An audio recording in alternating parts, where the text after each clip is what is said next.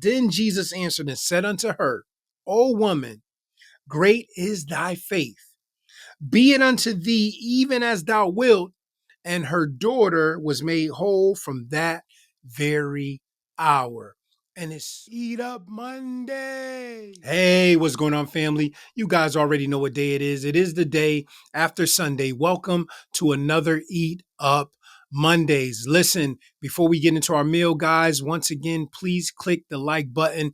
You know how that will help us out with the YouTube algorithm. I know y'all might be tired of me saying it, but I will say this. You guys have been doing a great job remembering to do that for us, and it really, truly has been helping spread the meals and the messages and the podcasts when we upload those as well. So thank you for that. If you haven't subscribed to the channel, if you're new, please click the subscribe button. It will notify you every time we upload a video. Now, guys, I know you guys brought your appetite. I brought my appetite as well. So without further ado, guys, let's dig in.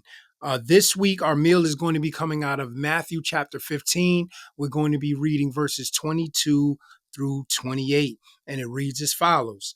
And behold, a woman of Canaan came out of the same coast and cried unto him, saying, Have mercy on me, O Lord, thou son of David. My daughter is grievously vexed with the devil. So this woman, she comes to Jesus. She says, listen, have mercy on me. My daughter is grievously vexed with a devil. So we see here she has a problem, and she, this woman, she is absolutely a smart woman because she comes to someone that she knows without a shadow of a doubt who can fix it. And that's a lesson to us right off the rip, right? That if you truly have a burden, truly have a problem, nobody can help you with that problem like the Lord. But the next verse goes on to say, but he answered her not a word. Some of us, we've been there where we prayed, didn't get an answer right away. Might not have heard God say anything. Hopefully we didn't make up, something in our head that we thought God said and ran off and did something, outside of what God wanted us to do. Sometimes God doesn't speak right away, and we need to learn to be patient in those moments. But it says, but he answered her not a word. And his disciples came and besought him, saying, send her away, for she crieth after us. So here she runs into two obstacles. One, the Lord doesn't even, acknowledge her. And two, now you got the disciples saying, listen, get her out of here. Tell her to go away. So this could be discouraging in itself, right? Especially for such an important matter. She's not here asking for some type of material thing, some type of house, some type of car. This is her daughter that's grievously vexed with the devil that truly does need healing. She's not even there for herself, right? She's there for her daughter, right? But it goes on to say, verse 24, but he answered and said, I am not sent but unto the lost sheep of the house of Israel. Another obstacle. 25. Then came she, worshiped him, saying, Lord, help me. So she didn't allow that to stop her, right? Verse 26. But he answered and said, it is not meet to take the children's bread and cast it to the dogs. And basically what he was saying is like, listen, this blessing truly isn't for you. But we're going to find out something that Jesus is doing here later on as we read these next couple of scriptures. But once again, here's another obstacle that she has run into, right? And it can be an obstacle to where it could be very discouraging, no matter how Jesus meant it, right? If somebody said that to us, even if they said it in the right meaning, in the terms of their time, in the terms of their day, just hearing the word dog would set something off in us, right? Verse 27 says, and she said, truth, Lord. So she said, listen, I acknowledge what you're saying. I totally confirm what you're saying. I agree with what you're saying. She says, yet the dogs eat of the crumbs which fall from their master's table. Once again, she didn't allow that to discourage her. Verse 28 says, then Jesus answered and said unto her, O woman, great is thy faith. Be it unto thee even as thou wilt. And her daughter was made whole from that very hour. And it's so much that we can pull from this message about our faith, right?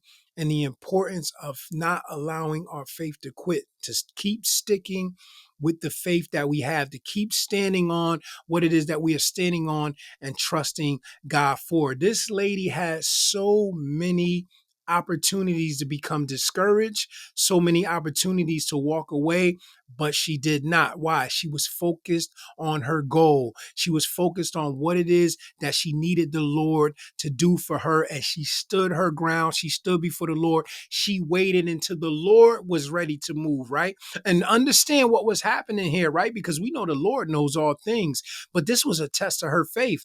Jesus was testing her, right? Let's see if she's gonna walk away when I don't say anything. Let's see if she's gonna walk away when they're saying, "Oh, I'm tired of this lady, big mouth. Send her away." No, she stood tall. She says, "Listen, Lord, I understand all those things, but because I trust you and I know that you have my best interests at heart, I'm going to stand firm and keep trusting you, keep talking to you until I get an answer from you." And guess what, guys? Let's not leave this out.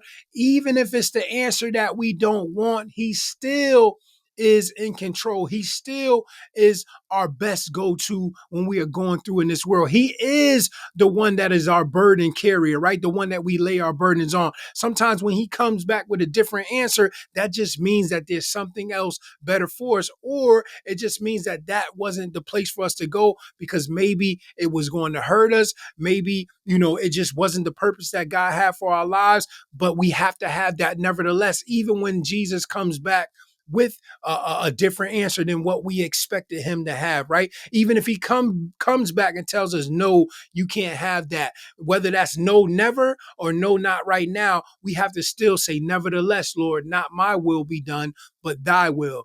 But what I wanted to point out here was that she had a faith that would not stop, a faith that would not quit. She knew where to get her answer from, and she knew where her answer was going to come from, and where only her answer was going to come from. She didn't turn from the Lord when she didn't hear nothing from him and start asking other people to help and do this and that. She understood that if this thing is going to be done right, it's going to have to be done through the Lord. And that's something for us to understand and to remember, because sometimes when God don't answer fast enough, or things ain't moving fast enough, we go and try to get somebody else to help us in that situation, and we end up messing everything up. It's better to wait on the Lord, stand firm on his word, continue to trust in him, because you've seen what he did in your life in the past, right? And that's the thing we got to remember, our testimonies. We got to remember the things that God did for us in the past. Don't forget those things, because if he did it then he can do it now.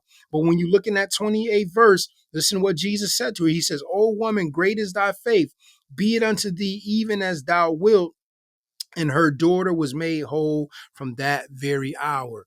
And what's so powerful is it wasn't even for her. Yes, that was her daughter, but it still wasn't for her, right? So that could have made it, even easier for certain people to walk away. Maybe because this was her daughter, it gave her a lot more strength to stand there and do what it is she was doing. But sometimes you may be asking for somebody that's just a friend, somebody you don't know, and because you don't hear anything or things didn't happen, you quickly walk away and say, "Oh, it just didn't happen. I couldn't do it." But nah, sometimes we just got to stand firm and wait for God to answer and lead us the right way. But I wanted to encourage you guys on this week. Stand firm on your faith. Hold on to what it is that you are trusting God for. Don't allow not hearing from God to discourage you. Don't allow, somebody saying, "Why you keep waiting on God to do that?" Don't allow none of these things to discourage you. Just wait until you hear from God. And I guarantee you, whatever he answers is going to be beneficial to your life. Amen. So know that I love you guys. I pray that this encouraged you guys. I pray that this encouraged somebody that maybe, you started walking away from what you was trusting. Maybe you started dibbling and dabbling in something that the Lord didn't tell you to do to fix that situation or to move forward in whatever it is that you had before him. Listen, stop right now, wait on God, and let him do what he has to do. But know that I love you guys. And until the next time we share a beautiful spiritual meal together, shalom.